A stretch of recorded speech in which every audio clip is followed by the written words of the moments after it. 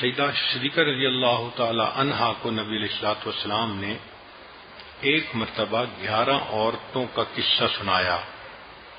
یہ مشہور حدیث مبارکہ ہے، اس پر مستقل کتابیں بھی لکھی گئیں اور محدثین نے اس میں خوب تفصیل سے کلام کیا ہے، مگر آج کی اس مجلس کے متعلق چونکہ اس میں سبق ہیں، اس لیے یہ عاجز مختصر الفاظ میں اس حدیث پاک سے کچھ باتیں کہے گا۔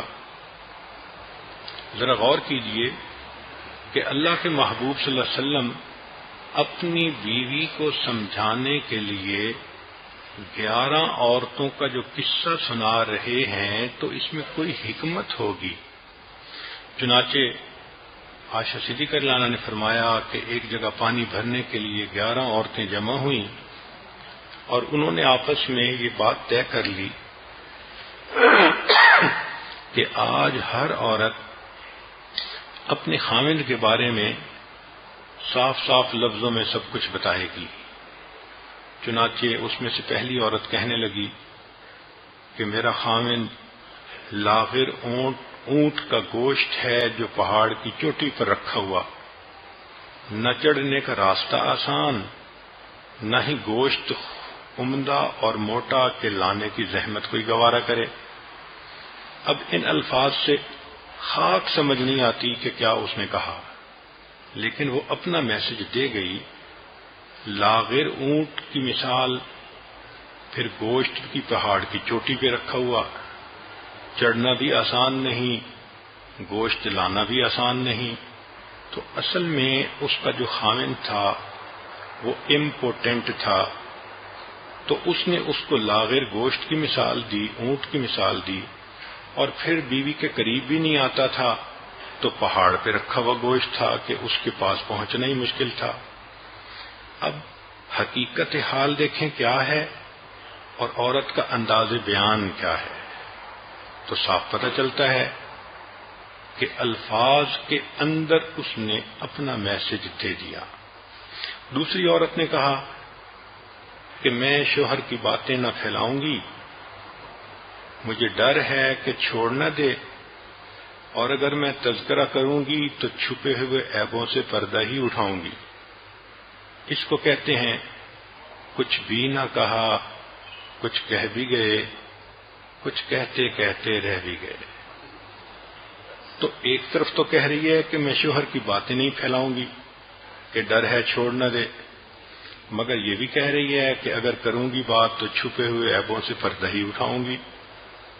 تو مطلب یہ کہ وہ ایل مینرڈ بندہ تھا اور وہ چاہتی تھی کہ اس کی بات میں کیا عورتوں میں کروں۔ تیسری عورت نے کہا میرا شوہر تو بہت لمبا چوڑا تڑنگا ہے، بات کروں گی تو طلاق ملے گی اور چپ رہوں تو معلق رہتی ہوں۔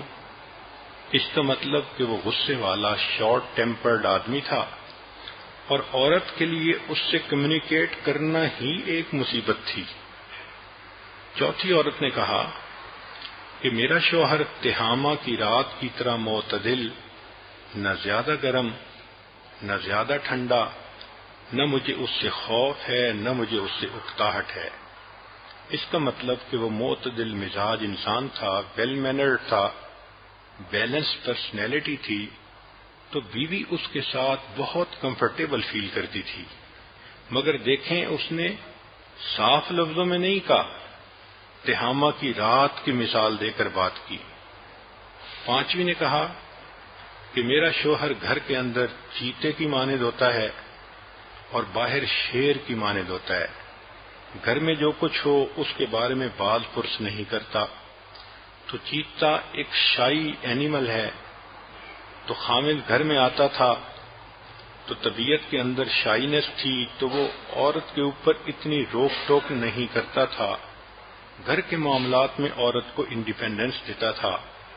البتہ جب باہر نکلتا تھا تو پھر شیر کی طرح ہوتا تھا۔ اس کا مطلب یہ کہ یہ عورت کا خامد کریم تھا، اچھے بیہیویئر والا تھا، اور باہر سوسائٹی میں اس کی ایک رسپیکٹ تھی اور لوگ اس کو اپنا بڑا سمجھتے تھے، اس لیے لائن کی مثال دی۔ چھٹی عورت نے کہا کہ میرا شوہر تو کھانا چٹ کر جاتا ہے، پانی ختم کر دیتا ہے، لیٹتا ہے تو منہ لپیٹ کر، اور ساتھ والوں کا حال ہی نہیں پوچھتا۔ وہ مشہور مقولہ ہے کہ کھاؤ ڈٹ کے، جو ڈٹ کے کھائے گا وہ جم کے سوئے گا۔ تو صاف ظاہر ہے کہ وہ بہت اوور ایٹ کرتا تھا، اور جو شخص اتنا زیادہ کھائے تو وہ نیند اتنی غالب ہوتی ہے کہ اسے پاس والے کا احساس ہی نہیں ہوتا۔ ساتویں عورت نے کہا کہ میرا شوہر گمراہ ہے یا عاجز، سینے سے دبانے والا، تمام دنیا کے عیب موجود، سر پھوڑے یا زخمی کرے، دونوں کام اس کے لیے آسان۔ اس کا مطلب یہ کہ اس کا جو خاوند تھا وہ جھگڑالو طبیعت والا تھا، فائٹر قسم کا بندہ تھا، ذرا ذرا سی بات پہ لڑنے مرنے پہ تیار ہو جاتا تھا۔ آٹھویں عورت نے کہا کہ میرا شوہر خرگوش کو چھونے کی طرح نرم ہے اور زرنب گھاس کی طرح خوشبودار ہے۔ اب اس نے خاوند کو دیکھو کس طرح ڈسکرائب کیا کہ خرگوش چھونے کی طرح نرم ہے اور زرنب گھاس کی طرح خوشبودار ہے۔ اس کا مطلب یہ کہ اس کا خاوند گڈ لکنگ بھی ہوگا، سافٹ ہارٹڈ بھی ہوگا اور اٹریکٹو بھی ہوگا۔ جادو ہے صنم تیری آنکھوں میں، خوشبو ہے پیا تیری سانسوں میں۔ اب اس نے پوری صورتحال کو ایک نرم پیارے خرگوش کے ساتھ مثال دے کر سمجھایا۔ نویں عورت نے کہا کہ میرا شوہر تو اونچے ستونوں والا، لمبی نیام والا، بہت سخی، اس کا گھر دار المشورہ۔ یوں لگتا ہے کہ اس کا خاوند کوئی سوشلی ایکٹیو انسان تھا جس کے گھر پر لوگ آتے تھے اور آپس کے معاملات طے ہوتے تھے، سلو ہوتی تھی، ڈسکشنز ہوتی تھیں، تو اس نے اپنے خاوند کو اس طرح سے ڈسکرائب کیا۔ 10ویں عورت نے کہا کہ میرے شوہر کا نام مالک، تمام ذہنی تعریفوں سے بلند و بالا، یعنی میں اس کی تعریف ہی نہیں کر سکتی، وہ اتنا اچھا انسان، اونٹ تھان پر زیادہ چراگاہ میں کم۔ اس کا مطلب یہ کہ فیلڈ میں جانور تھوڑے ہوتے ہیں اور گھر میں جو قربانی کے لیے بندھے ہوتے ہیں وہ زیادہ ہوتے ہیں، اور قربانی کے لیے جو بندھے ہوتے ہیں وہ اس لیے کہ مہمانوں کی آمد و رفت زیادہ ہوتی ہے، تو باجے کی آواز سن کر اونٹ ذبح ہونے کے لیے تیار ہو جاتے ہیں۔ یعنی ان کے ہاں دستور تھا کہ جب مہمان آتا تھا تو ایک باجے کی آواز وہ بجا دیتے تھے، تو جو لوگ تھے ان کو پتا ہوتا تھا کہ اب جانور کو ذبح کیا جائے گا، تو وہ قریب آتے تھے۔ یہ خاوند ویل بیہیوڈ تھا اور یہ گڈ ہوسٹ تھا، مہمان نواز انسان تھا، اللہ نے دسترخوان بڑھا دیا تھا، تو عورت نے اس کی ان الفاظ میں ڈسکرپشن بتائی۔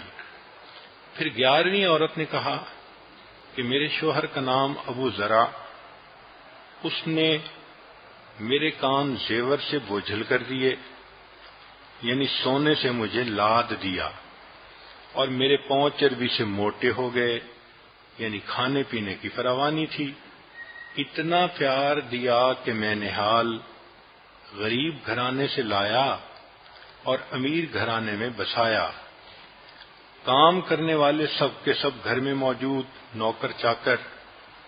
میں بولتی تو روک ٹوک نہیں تھی، میں سوتی تھی تو صبح کر دیتی تھی۔ یعنی اس نے مجھے پوری محبت کے ساتھ سہولت کی زندگی میں رکھا ہوا تھا۔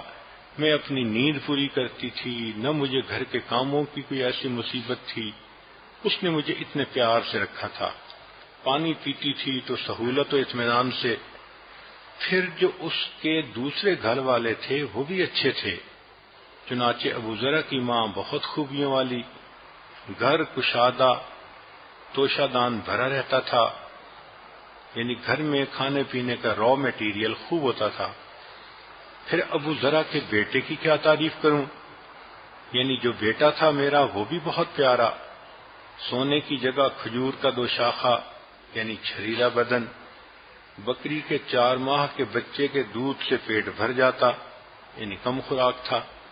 ابو ذرا کی بیٹی کی خوبیاں کیا گنواؤں، باپ کی فرما بردار، صحت مند کہ چادر اس کے جسم سے بھر جائے، اپنی سوکن کے لیے حسد اور غصے کا باعث، یعنی وہ خوبصورت بھی تھی اور خوبصیرت بھی تھی، اللہ رب العزت نے ان کو اتنی اچھی بیٹی دی تھی۔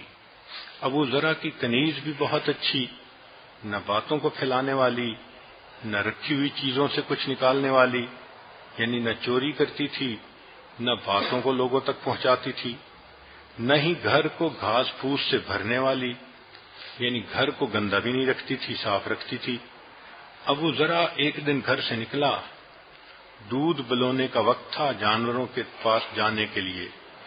اس نے ایک عورت کو دیکھا جس نے 2 بچوں کو اٹھا کے سینے سے لگایا ہوا تھا۔ اس کو وہ عورت پسند آ گئی، چنانچہ اس نے مجھے طلاق دے دی اور اس عورت سے نکاح کر دیا۔ میں نے اس کے بعد ایک شریف آدمی سے نکاح کیا جو تیز گھوڑوں پہ سوار ہوتا تھا، ہاتھ میں نیزہ رکھتا تھا۔ وہ میرے لیے بہت سے مویشی لایا اور ہر ایک میں سے ایک ایک جوڑا لیا اور کہا کہ ذرا خود بھی اس میں سے کھاؤ اور اپنے عزیز و اقارب کو بھی کھلاؤ۔ جو کچھ اس نے مجھے دیا اگر میں سب جمع کروں تو ابو ذرا کے سب سے چھوٹے برتن کے برابر بھی نہیں ہو سکتا۔ نبی علیہ الصلوۃ والسلام نے یہ واقعہ سنا کر فرمایا کہ عائشہ، میں تمہارے لیے ایسا ہوں جیسا ذرا کے لیے ابو ذرا تھا، فرق یہ ہے کہ ابو ذرا نے طلاق دے دی تھی، میں تمہیں طلاق نہیں دوں گا۔ اب ذرا غور کیجئے کہ اس میں سے 2 باتیں سامنے آتی ہیں۔